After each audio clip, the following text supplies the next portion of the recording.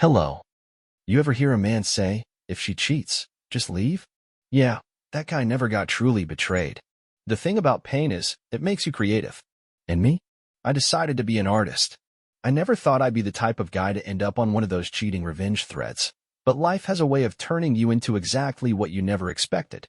If you'd asked anyone who knew me, they'd say I was the stable one. The dependable husband. The good guy. You know, the one who always made sure there was gas in the car. The one who remembered birthdays and anniversaries. The one who never raised his voice or made a scene. Boring. That's the word I didn't want to admit hovered over me like a storm cloud. I met Rachel when I was 27.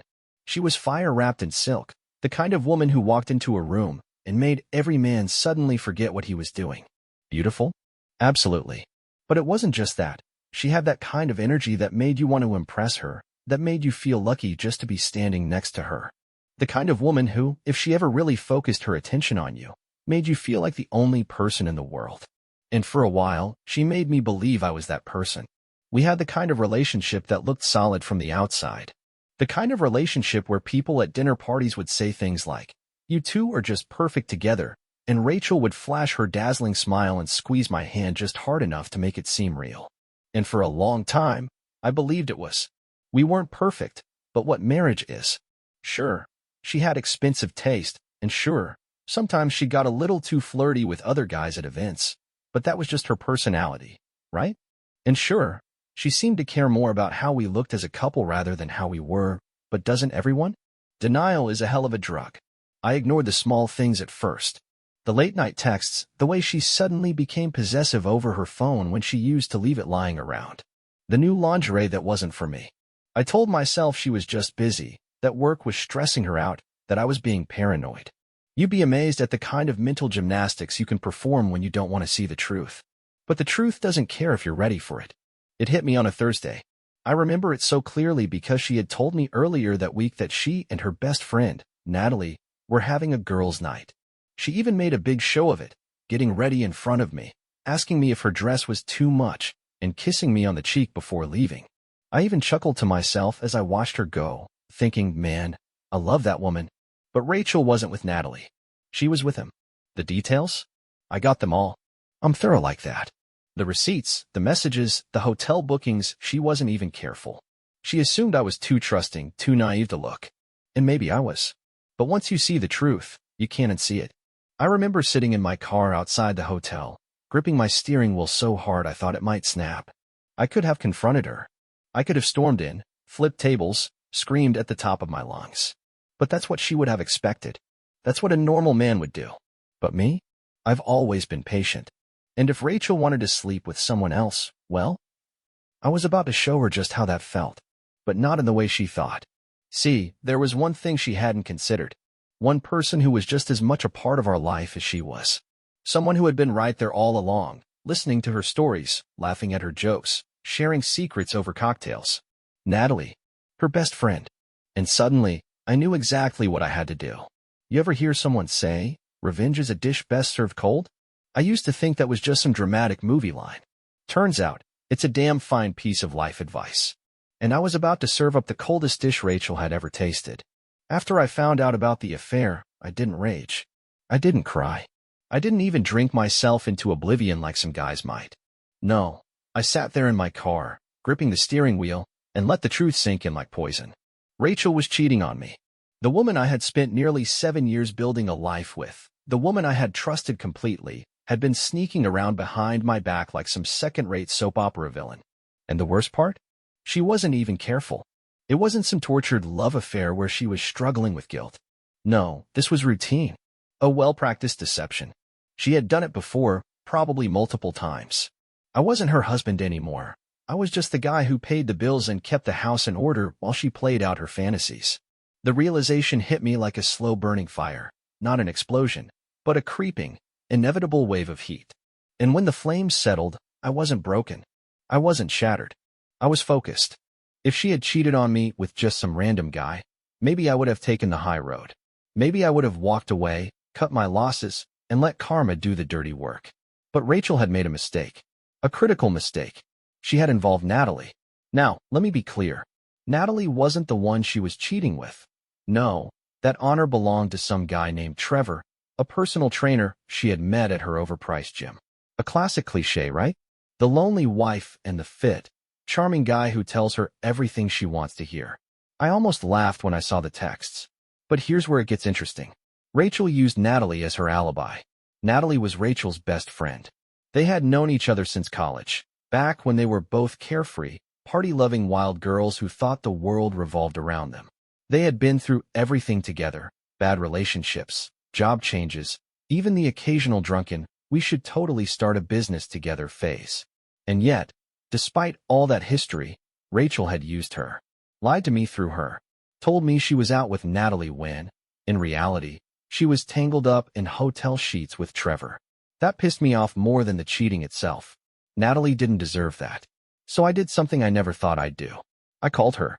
I wasn't sure what I expected, but when she picked up, her voice was light, casual, like she hadn't just been unknowingly dragged into the middle of a betrayal.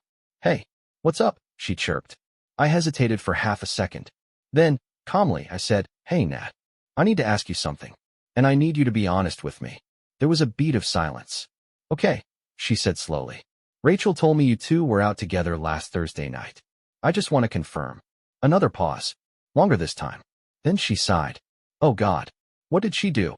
I knew right then and there that Natalie had no idea.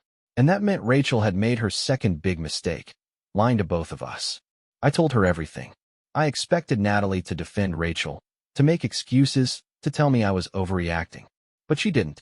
Instead, she let out a sharp, bitter laugh. "That bitch," she muttered. She swore to me she would never pull this crap again. Again? Oh, that was interesting.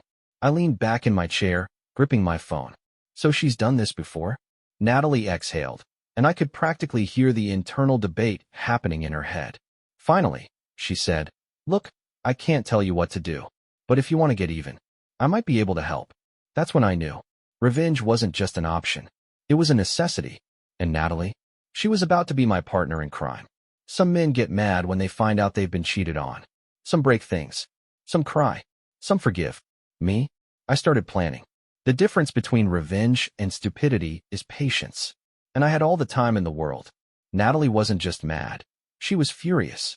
Not because I had called her, not because she had been dragged into the middle of this mess, but because Rachel had used her, made her part of her alibi, lied straight to her face with the same ease she used to order a soy latte at Starbucks. And when someone like Natalie gets mad, she doesn't just let it go. She wants to do something about it. She wants justice. Rachel had underestimated both of us. The thing about betrayal is that it creates an opening, a void that wasn't there before. And in that void, something new can take shape. An opportunity, a shift in the way people look at each other, a connection where there wasn't one before. I had always liked Natalie. She was gorgeous in an effortless way. Curly brown hair, sharp green eyes, a mischievous smile that made you think she knew something you didn't. But beyond that, she was real.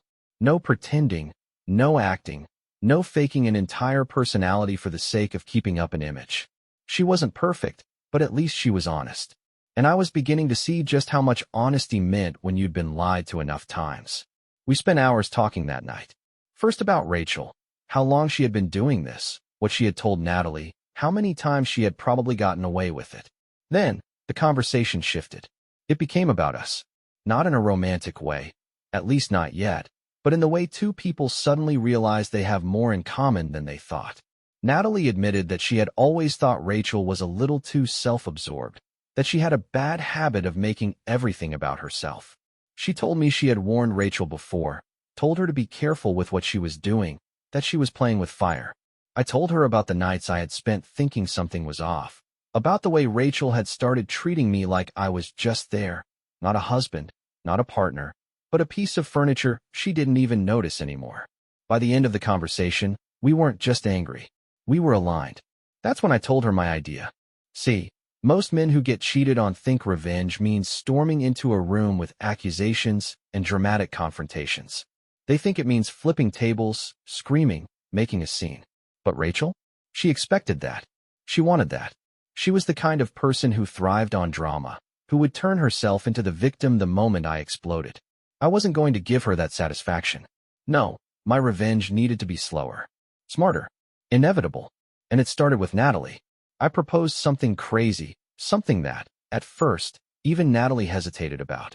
Not because she didn't want to do it, but because it was dangerous.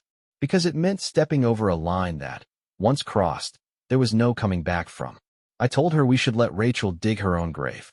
Instead of confronting her, we'd let things continue. Rachel would think she was getting away with it, that she was still in control. Meanwhile, Natalie and I would start spending more time together. Subtly at first, then less so. A few innocent photos together, a few nights catching up, a few suggestive social media interactions. Just enough to make Rachel wonder. I wanted her to feel it. I wanted her to experience that creeping, suffocating doubt. The way your stomach drops when you see something that doesn't add up. The way your heart races when you realize the person you thought was yours might not be. I wanted her to go crazy. And then, when she was at her most paranoid, when she started questioning, snooping, second-guessing everything, I dropped the bomb. But not in the way she expected. This wasn't going to be a simple, you cheated, so I cheated kind of revenge. No, that was too predictable, too easy. I wanted her to witness her own downfall. I wanted her to see how replaceable she truly was. And the best way to do that? Make her best friend fall for me instead. Natalie laughed when I told her that part. Not because she thought it was ridiculous, but because she knew it was already happening. This wasn't a game of revenge anymore. This was a reckoning. There's a special kind of pleasure in watching someone unknowingly walk into their own downfall. It's not quick. It's not obvious. It's slow, like watching a crack spread across glass, each tiny fracture growing until the whole thing finally shatters. That's what I wanted. Not just revenge, but artistry. And Rachel? She had no idea she was the main character in a story she wouldn't like the ending to. The hardest part about revenge isn't coming up with the plan. It's patience. The waiting, the pretending, the keeping your face neutral when all you want to do is laugh in the other person's face because they have no idea what's coming. It takes discipline to act normal when you know you're setting the stage for someone's personal hell. But I was patient. More patient than she ever gave me credit for. Rachel kept playing her role as the devoted wife flawlessly. She came home, kissed me like nothing had changed, asked me about my day, and scrolled through her phone while I sat next to her on the couch. She still used Natalie as her alibi, still told me she was having girls' nights when she was actually meeting Trevor in some dimly lit hotel. And I played my part too. I nodded, smiled, kissed her back, let her think I was just the same clueless husband she had always counted on to be blind and trusting. But the little things started changing. I let them. At first, it was small, just enough to plant the idea in her head. I started being on my phone more, tilting the screen slightly when she walked by.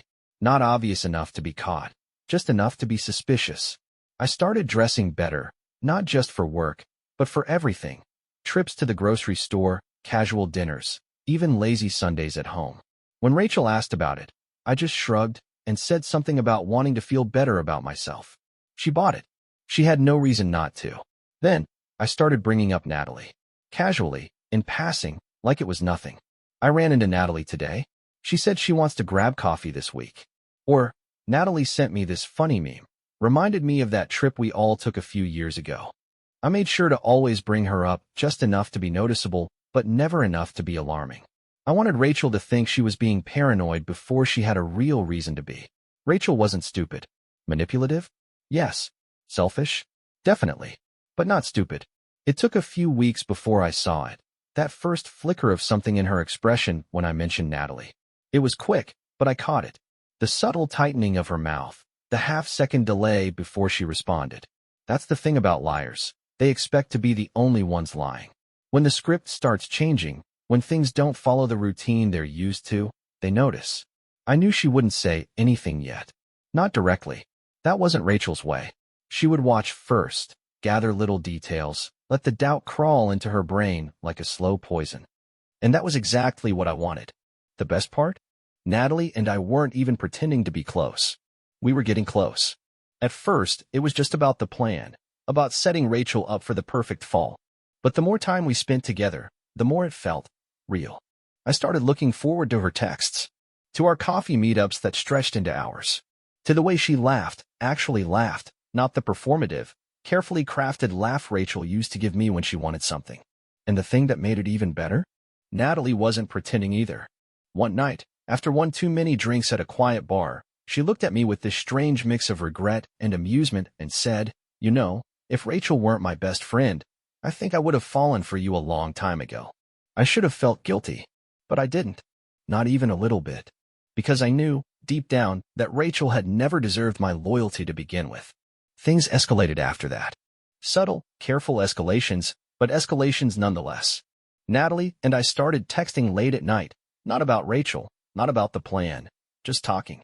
Long conversations about things we had never really discussed before. She told me about her childhood, about the places she wanted to travel, about the things she had never admitted to anyone. And I listened. Because for the first time in years, I actually wanted to. Rachel started noticing. It was in the way she began asking about Natalie instead of just passively responding when I brought her up. The way she started glancing at my phone when she thought I wasn't looking. The way she hesitated before leaving for one of her girls' nights, as if she suddenly wasn't so sure I'd just be home waiting like I always had before. One night, while we were brushing our teeth, she said, "You've been spending a lot of time with Nat lately." I shrugged. Yeah, she's been great to talk to. I didn't elaborate. I didn't defend it. I just let the words sit there, let them fester in her mind. She didn't push, but I could see the battle happening inside her. She wanted to accuse me of something, but she couldn't, not without admitting that she had been lying to me for months. Checkmate. The final nail in the coffin came 2 weeks later. Natalie and I were at a small, hole-in-the-wall restaurant, just the two of us. I knew Rachel had planned to have dinner with Trevor that night, so I made sure to post a picture, nothing obvious, just a shot of my drink with a caption, "Good company, good conversation." Natalie smiled when she saw it go up. She's gonna see that, you know. I took a sip of my whiskey. I'm counting on it. That night, Rachel came home early. That was my first sign that things were falling into place. She was tense, her smile too forced, her movements too careful. She watched me a little too long when I wasn't looking. She kissed me a little too hard when she got into bed. She was nervous. She was scared. And that was the most satisfying feeling in the world. Because she had no idea what was coming next. They say revenge is best served cold, but I don't believe that. No, revenge should be served like a 5-star meal, prepared with precision, seasoned with patience, and plated so beautifully that the person being served doesn't even realize what's happening until it's too late. And Rachel? Oh, she was about to have the most unforgettable meal of her life. I had spent weeks, months, letting the tension build, planting the seeds of doubt, giving Rachel just enough reason to wonder but not enough to act. She thought she was playing the perfect game, living her double life without consequence. She thought she had me wrapped around her finger, like I was too oblivious or too weak to notice what was happening right under my nose. That was her biggest mistake, because I did notice. And I made sure that when everything fell apart, it wasn't just a quiet, personal disaster. No, I wanted it to be public, undeniable, absolute. So I planned something special. Rachel's birthday was coming up, and she loved being the center of attention. Every year, she made a big deal about it, demanding extravagant celebrations, basking in the glow of compliments and admiration. This year, I decided to give her exactly what she wanted. I organized a grand party, something so perfectly curated that she had no reason to suspect anything. I rented out a gorgeous rooftop venue with a breathtaking city view, hired a catering service with all of her favorite foods, and invited all of our closest friends, family, and most importantly, her coworkers, including Trevor. Oh, and Natalie? She had a VIP seat for this performance. The night of the party, everything was perfect. The atmosphere was electric, the drinks were flowing, and Rachel? She was glowing, laughing, basking in the attention, probably thinking to herself how lucky she was to have a husband who loved her so much that he would throw her the party of her dreams. I let her enjoy it. I let her feel untouchable, like nothing could ruin her night. And then, just when she was at her highest, I handed her my gift. A sleek, beautifully wrapped box. Elegant. Understated. The kind of package that makes a person excited to open it, to see what special surprise is waiting inside. She smiled at me, completely unaware of what was coming. "Babe, you always do too much," she said, shaking her head with fake modesty. I just smiled back. "You deserve it." She tore off the ribbon, lifted the lid, and inside was a small flash drive. Rachel frowned, clearly confused. "What's this?" I pulled out my phone, connected it to the venue's massive projector screen, and with a few taps, I played the contents of that flash drive for everyone to see. The screen lit up with a series of texts. Hers. Trevor's. Months worth of undeniable proof. Messages that left no room for interpretation. Then came the photos. Hotel receipts. Screenshots of calendar bookings. Pieces of a puzzle that, when put together, painted the full, damning picture of her betrayal. The room went silent. I watched as the color drained from Rachel's face as she scrambled to process what was happening. Her eyes darted around the room, looking for an escape, looking for someone to fix this. Then, as the final masterstroke, I played the recording. See, what Rachel never realized was that Natalie had been helping me. And because Rachel had used Natalie as her alibi, she owed her an explanation. So one night, I had Natalie call Rachel on speakerphone while I recorded and ask her why she was doing this. Why she was lying to me. Why she was risking everything. And Rachel? She had confessed. Oh, please, Nate. It's not like he'd ever leave me. He's too nice. Too loyal. He wouldn't even know what to do without me. And with those words, I sealed her fate. As the recording ended, a slow murmur spread through the crowd. People whispering, judging, processing the fact that the woman they had admired, the woman who had put on the perfect wife act, was nothing more than a fraud. Rachel turned to me, her eyes wild. This isn't fair. You set me up. I tilted my head, pretending to think. Did I? Or did I just give you exactly what you deserved? I turned to the crowd, addressing everyone. Rachel wanted this party to be unforgettable. And I think we can all agree, she got her wish. Then, without another word, I walked away. I didn't wait for her to chase after me. I didn't need to. There was nothing left for her to say. Nothing left for her to do. By the time she recovered, I had already wiped our shared accounts, transferred our house into my name, and locked her out of everything. She had nothing. No reputation, no dignity, and most importantly, no control. The last thing I ever sent her was a simple text. I may have been too nice before, but I learned fast. She never replied. And Natalie? Well, let's just say. Rachel was right about one thing. I wasn't alone without her. Not at all. The thing about betrayal is that it doesn't just break trust, it rewrites reality. It forces you to look at your life and admit that everything you thought was solid was actually built on quicksand. And once the house collapses, you can either stand there in the rubble, crying about what you lost, or you can walk away and start building something new. I chose the latter. But Rachel? She was still sinking. The party was the last time I saw her in person. I walked out of that rooftop venue feeling lighter than I had in years, like I had finally shed the weight of a life I had been pretending to enjoy. I didn't look back as I left, but I can only imagine the scene behind me, Rachel standing there, humiliated, desperately trying to salvage what was left of her reputation while whispers spread like wildfire. I didn't have to watch it unfold. I already knew how the story went. The fallout was immediate. By the time I got home, my phone was exploding with messages. Some were from mutual friends, shocked and entertained by what had just happened. Others were from Rachel's family, demanding to know why I would do something so cruel to their daughter. But the best messages? The ones from Rachel herself. At first, she was furious. You're a monster. How could you humiliate me like that? I hope you're happy. You ruined my life. But then, as the reality of her situation set in, the messages changed. The anger turned into desperation. Can we please talk? You don't have to leave me. We can fix this. You're my husband. I love you. You don't just throw that away. Funny, isn't it? How the same person who thought I was disposable suddenly couldn't imagine life without me. How the same woman who laughed about my loyalty was now begging for another chance. I didn't respond. Because there was nothing left to say. Rachel didn't just lose me that night. She lost everything. Word of her affairs spread faster than she could control, and suddenly, all the people she thought were her allies, the co-workers, the social circles, the friends she had bragged to, were looking at her differently. Trevor, the personal trainer she had risked it all for, he didn't want anything to do with her after the exposure. Turns out, when a man is fine sneaking around with someone else's wife, he's not exactly husband material himself. Her job? Let's just say that when your entire professional brand is built on being an empowered, strong, trustworthy woman, getting caught in a public scandal doesn't exactly help your career. She didn't get fired, but she was quietly pushed out, sidelined, given fewer opportunities, left to fade into the background. I heard from a mutual acquaintance that she ended up transferring to a different city just to escape the embarrassment. And me? I thrived. It's funny how much freedom you feel when you cut a toxic person out of your life. I took control of my finances, traveled to places I had always wanted to see, And for the first time in years, I focused on myself. No more checking my wife's schedule to see when she'd be out with friends. No more trying to impress someone who only saw me as background noise. And Natalie, let's just say our friendship didn't stay just a friendship for very long. We took things slow at first. It wasn't about revenge anymore.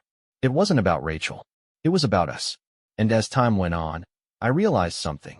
I had spent so much time trying to be the perfect husband to someone who never truly appreciated me, that I had never stopped to think about what I actually wanted. Natalie, she made me think about that. She made me realize that love isn't supposed to feel like an obligation. It's supposed to be easy. Rachel eventually stopped trying to contact me. I think she finally realized that there was no coming back from what she did, no way to rewrite the story to make herself the victim. She lost. And the best part? I didn't even have to fight her to win. She destroyed herself. All I did was hand her the mirror and let her see the damage for herself. And that, my friends, is how you handle betrayal. Not with screaming. Not with begging. Not with second chances. You walk away. You let them drown in their own mistakes. And you build a life so good that they'll spend forever regretting what they lost. And trust me, Rachel regrets it. But me? I've never been happier. Bye-bye.